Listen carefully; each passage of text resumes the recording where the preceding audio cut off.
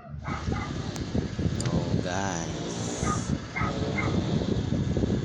for today's video, so ayun, sa reklamo ng driver is magalaw ang manibela pag nananakbo. Kaya guys, so check up natin ang kingpin, tapos kung na-check kingpin and tie rod end. So itong nakita ko, drag link end, so malaki na ang kanyang awang halog. Kaya ito tayo welding.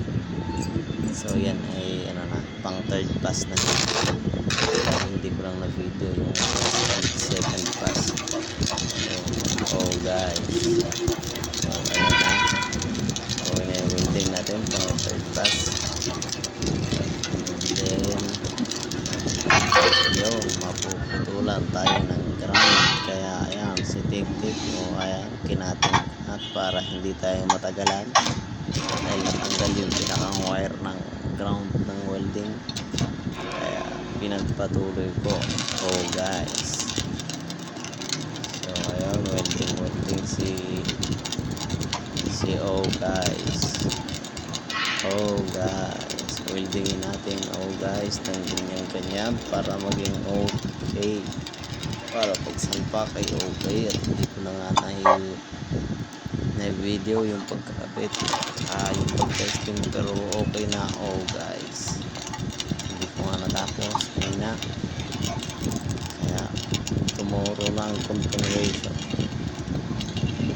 dahil masisilipan tayo pagka puro tayo video. Sige ang video at napapabayaan ang ating trabaho. Guys, so maraming salamat sa panonood. React and comment na lang kung may makita kayong mali, at I'll try my best para maayos po yun.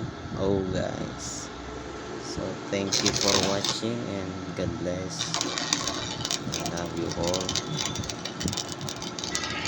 Hindi pa pala tapos, akala ko'y tapos na.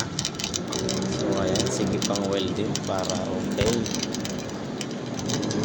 Tapos every Pasko nilulublog siya sa tubig at para hindi matunaw yung grasa sa loob ng joint.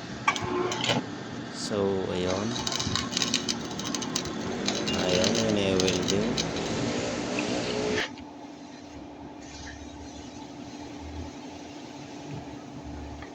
Okay, at ito na yung kanyang finished product. So ayan na guys, so solid na siya for 3 pass, first, second and third pass lang.